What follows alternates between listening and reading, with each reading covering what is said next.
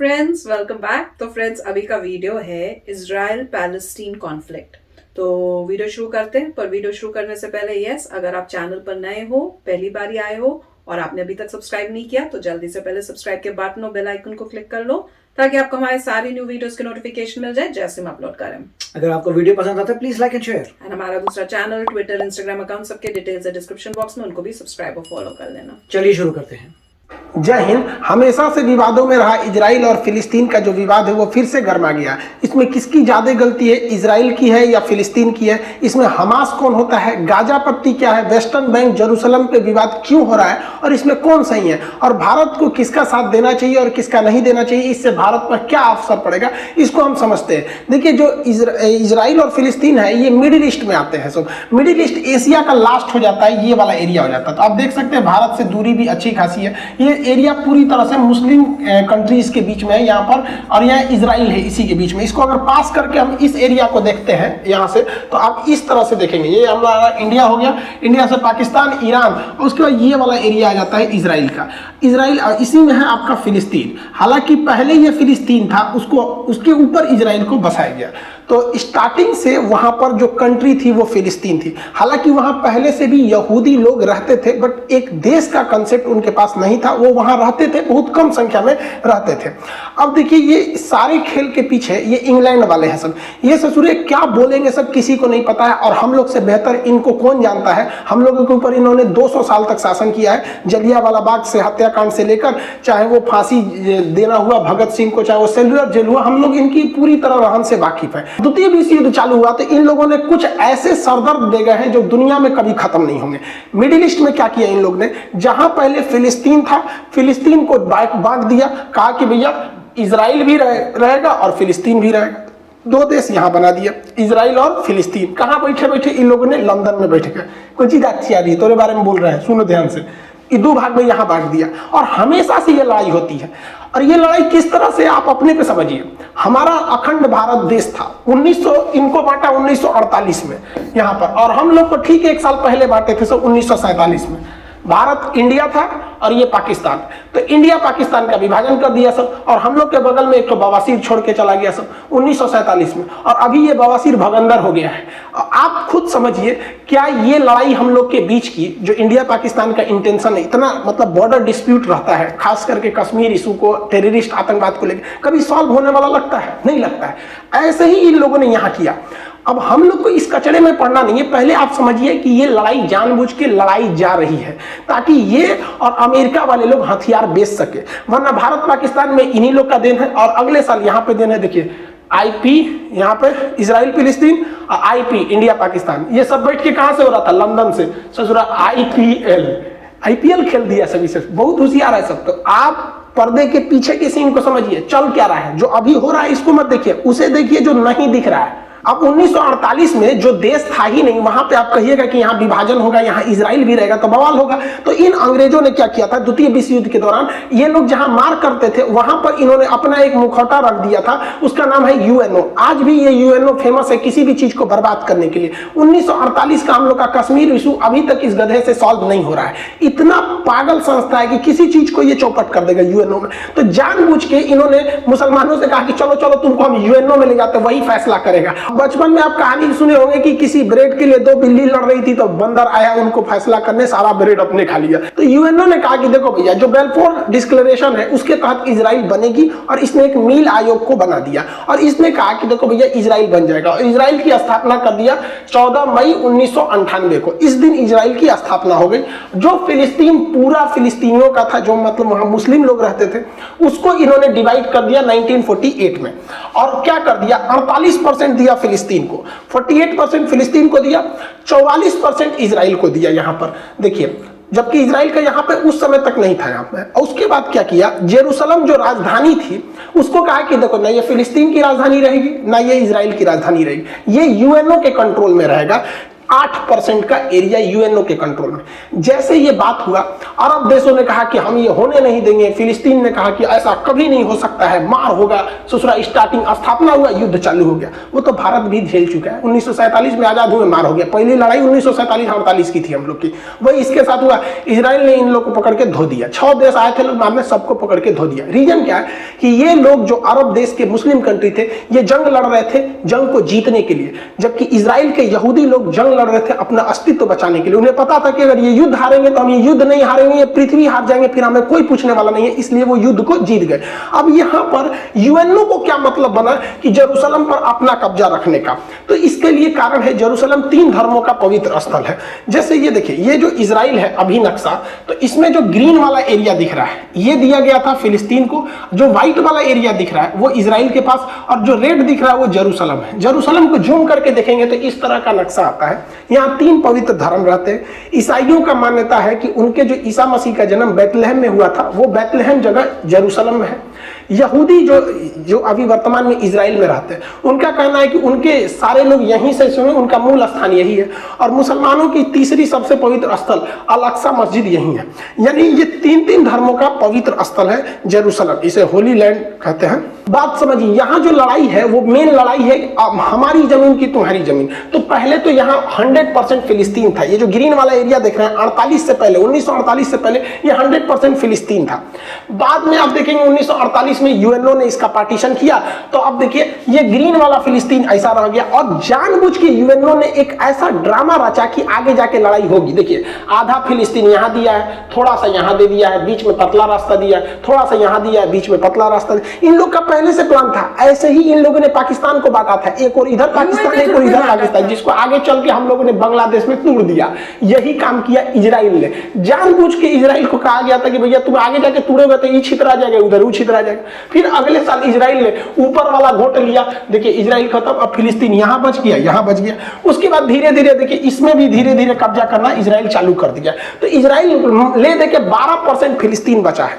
तो जो फिलिस्तीन पहले 100% था, अभी वो 12% है, और पूरा इजराइल उस पर कब्जा कर रहा है। तो फिलिस्तीनियों का एक तो मेंटली भाई किसी का भी मोरल गिरेगा कि नहीं कि हमारा देश तुम हम ही को पीट रहा है। और इजराइल ने अलग अलग नियम बना रखा है। फिलिस्तीन के लोग हथियार नहीं रख सकते, एयरफोर्स नहीं रख सकते, आर्मी नहीं रख सकते, ये लोग मतलब नेवी नहीं रख सकते, और ये सब कुछ रखता है इजराइल। और जो हमला हो रहा है वो बेसिकली हमला इस गाजा पट्टी से हो रहा है, अभी आगे समझाएंगे। वो भी हमला हो रहा है और वो हमास कर रही है, आर्मी नहीं कर रही है। हमास वहां के हिसाब से एक आतंकवादी संगठन है, इजराइल के हिसाब से वो हमला कर रही है, न कि फिलिस्तीन की आर्मी। फिलिस्तीन वालों के पास पत्थर रहता है मारने के लिए, और हमास जो है आतंकवादी संगठन, वो रॉकेट मारता है। ओवरऑल आप कंसेप्ट समझिए, इजराइल जानता है कि ये लोग कमजोर देश है, इन्हें उत्तेजना दिलाओ, और जैसे ये लड़ने के लिए आएंगे मारो, भयानक जमीन कब्जा लो। और ये लोग समझेंगे नहीं, ये लोग ताव में आ जाएंगे तुरंत। इतना बड़ा था फिलिस्तीन। देखिए फिलिस्तीन समेटते गया, वो काला वाला एरिया जो है वो यहूदी का है, मतलब वो इजराइल है। धीरे धीरे देखिए ये निपट गए, इतनी सा बचे हैं, लग रहा है बस प्रसादी के हिसाब से बचे हैं। देखिए इतना पहले पूरा था, इतना हो गया। अब इजराइल का मेन कॉन्सेप्ट समझिए क्या है। इजराइल कहता है कि भाई फिलिस्तीन वालों को हम तोरा उकसाएंगे, कोचेंगे, और तू कोचा जाएगा, तू आएगा पत्थर मार दे, हम फोड़ देंगे, तुमको तबाही करेंगे। हमास खूब से खूब करेगा तो गली मोहल्ले पे हमला कर देगा, कार और जला देगा, यही रॉकेट में करेगा। और उसके बाद से उसके पास एयरफोर्स है, वो आएगी, मारेगी, जमीन कब्जा करेगी। जब जब लड़ाई हुआ है तब तक हार फिलिस्तीनियों की हुई है और उत्तेजना होगी यहाँ पर। अब इसका मेन कारण कहाँ से हुआ, इसको समझते हैं हम लोग। देखिए मुसलमानों में ना 3 पवित्र स्थल है, जिसको आप 2 ठो को जानते हैं, जैसे कॉमन लोग यही मतलब फेमस है, एक मक्का और एक मदीना। ये 2 दिखता है, हालांकि ये इतना छोटा नहीं है तो बहुत बड़ा। जैसे ये मक्का है, मक्का को देखेंगे तो बहुत बड़ा है ये यहाँ पे। यही जो छोटा सा आपको दिखाया जाता है ये मक्का, जबकि ये इतना बड़ा है, बहुत बड़ा एरिया में आ जाता है मक्का। यहाँ पर यहीं पे हज करने जाते हैं मुस्लिम लोग, यहाँ पे हज करने। ये पूरा मक्का है, बहुत मतलब जिस तरह से। और ये मदीना है, मदीना। इस मदीना में आपको बस एक ग्रीन वाला ये टॉम दिखाया जाता है, ऊपर वाला ये ग्रीन यहाँ पे। तो ये मक्का और मदीना तो फेमस ही है। इस मक्का और मदीना के अलावे अल अक्सा मस्जिद भी बहुत पवित्र है। ये मुसलमानों की तीसरी सबसे पवित्र स्थल है। तो मक्का तो यहाँ हो गया, यहाँ पे मदीना यहाँ हो गया। तो मक्का और मदीना जो है वो सऊदी अरब में हो गया, लेकिन अल अक्सा मस्जिद जो है वो जेरूशलम में। अब विवाद समझिए, जेरूशलम ना फिलिस्तीन का है और जेरूशलम ना ही इजराइल का है, और जेरूशलम पर अधिकार यूएनओ का है। लेकिन यूएन कठपुतली बना रहता है और इजराइल उस पर कब्जा करते हुए आगे बढ़ते रहता है। इसी यहीं पे से विवाद स्टार्ट हुआ है। लेकिन ऐसा थोड़ी होगा कि डायरेक्ट विवाद स्टार्ट हो जाएगा। कोई मंदिर में पूजा करने जाए या मस्जिद में जाए, गिरजाघर में जाए और कहे कि चलो आज बवाल करते हैं, कुछ ना कुछ पहले से मैटर होगा, वहां लोग इकट्ठा हुए होंगे और अचानक चालू होंगे। हुआ यहीं से है, लेकिन मैटर इसके पीछे शाहजरा का है। देखिए, जो इजराइल, जो जेरूसलम जो यूएनओ के अंडर में आता है ना, उसके पास एक जगह है जिसका नाम है शाहजरा। सुप्रीम कोर्ट इजराइल की शाहजरा ने कहा कि यहाँ पे जो फिलिस्तीनी रहते हैं इनको खाली करवा दीजिए, क्योंकि यह जो जगह है वो यहूदियों का है। अब इसकी हिस्ट्री देखिए। शाहजरा को आज से लगभग 150 साल पहले यहूदियों को जब इंग्लैंड ने कहा कि हम आपको यहाँ बसाएंगे, तो वो लोग जमीन खरीदना चालू किए थे। वो लोग जमीन खरीदना चालू किए और बहुत महंगे दाम पर उन लोगों ने जमीन को खरीदा था इन अरब वालों से। आज जो ये अरब वाले चिल्ला रहे हैं ना, ये बहुत ज्यादा पैसे लेकर फिलिस्तीनियों से, उनसे यहूदियों से जमीन बेचा था। और वो जमीन बेचते ये लोग खरीदे थे इस जमीन को, इनके पास प्रॉपर पेपर है और इन लोगों ने ही बेचा था। अब सुप्रीम कोर्ट ने कहा कि भैया 150 साल पहले ये शाहजरा की जो जमीन थी वो इजराइल वालों ने खरीदी थी, इसलिए जो यहाँ पर मकान फिलिस्तीन वालों ने बनाया है ना, लगभग 500 मकान, उस पर जेसीबी चलवा के तुड़वा दो। सुप्रीम कोर्ट ने ऑर्डर दे दिया कि नहीं, इसको तोड़ा जाए और वहां से तोड़ा, मतलब तुराई खाली चालू हो गया कि भैया यहाँ से इन लोग को भगाया जाए। अब इसी का बवाल था कि भाई आप पुराना मैटर क्यों खोल रहे हैं, 150 साल पहले क्या था उस तरह से। जो लोग फिलिस्तीन का समर्थन करते हैं वो कहते हैं कि जो 150 साल पुराना मैटर है उसको लाओगे, उस हिसाब से तो बहुत से लोग इधर से उधर हो जाएंगे। लेकिन वही लोग क्या कहते हैं, तुर्की का वो लोग विरोध नहीं करते हैं, क्योंकि तुर्की में एक बहुत बड़े राजा थे उस समय का, सुल्तान अल फतेह। इन्होंने क्या किया भैया कि तुर्की का जो हाजिया सोफिया जो मस्जिद है, पहले वो तो चर्च था, उस चर्च को इन्होंने खरीद लिया, चर्च को खरीद लिया, यहाँ पे हाया सोफिया को पैसे में खरीद लिया था इन्होंने। और उसके बाद जब द्वितीय विश्व युद्ध हुआ तो अंग्रेजों ने कहा कि देखो भैया, इसकी पुरानी हिस्ट्री तो ये चर्च थी, बाद में इन्होंने खरीद के मस्जिद बना दिया, एक काम करो ये झमेले से हटा दो, इसको म्यूजियम बना दो। तो द्वितीय विश्व युद्ध के बाद उसको म्यूजियम बना दिया गया। लेकिन भाई साहब ये तैयबुल अर्दोगान आए, कहे कि ना म्यूजियम कैसे, 400 साल पहले हम लोगों ने खरीदा था, इसलिए यहाँ मस्जिद होनी चाहिए। भाई साहब यहाँ पे लोगों ने तर्क दिया कि भाई हम खरीदे थे तो हमारा अधिकार है। तो भाई साहब यहाँ भी जरा ध्यान दीजिए, यहाँ भी वही वाला कंसेप्ट लगा है। आप 400 साल पहले चर्च को खरीदे थे और आप कहते हैं कि फिर से ये चर्च नहीं मस्जिद होना चाहिए क्योंकि हमने खरीद लिया है।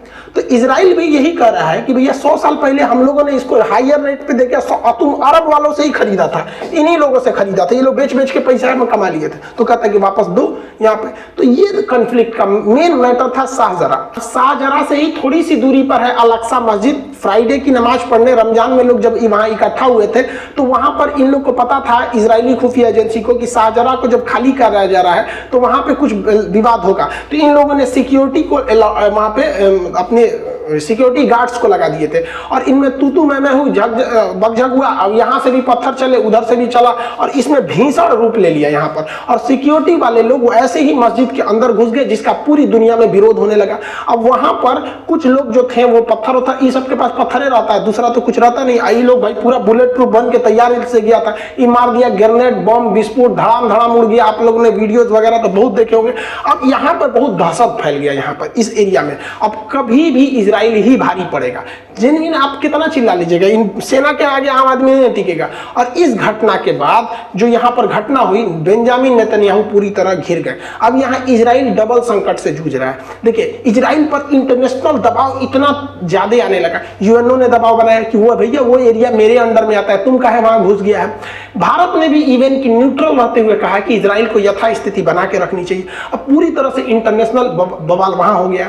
और इस घटना के बाद इजराइल में भी लगभग 14% आबादी मुस्लिम किया। इजराइल की आबादी मुश्किल से 1 करोड़ है, 1 करोड़ से भी कम है यहाँ पे, जिसमें आपका 16 से 17 लाख, 1 करोड़ में 16 से 17 लाख उसमें मुस्लिम भी रहते हैं। अब वो लोग भी विरोध करने लगे हैं क्योंकि ये मैटर राजनीतिक न होकर धार्मिक स्थान को लेकर था, इसलिए विरोध होने लगा वहां पे। अब इजराइल अंदर में भी समस्या को झेल रहा है कि वहां भी बड़े बड़े पैमाने पे विरोध, मार काट दंगे हो गए अंदर, वहां पे भी तो अंदर भी झेल रहा है और बाहर भी झेल रहा है। दूसरा कि अभी इजराइल में फुल टू सरकार नहीं है, बेंजामिन नेतन्याहू भी अभी वहां चुनाव के मतलब रोके गए हैं, ये फुल टू नहीं है वहां पर चुनाव को लेकर, क्योंकि कोरोना वगैरह को लेकर काफी राजनीतिक संकट थे। अब भारत इसमें क्या कर सकता है, पूरी दुनिया मतलब इसका विरोध कर रही है। अब इसमें एंट्री होती है हमास की। इजराइल का एक पुराना धर्रा रखा।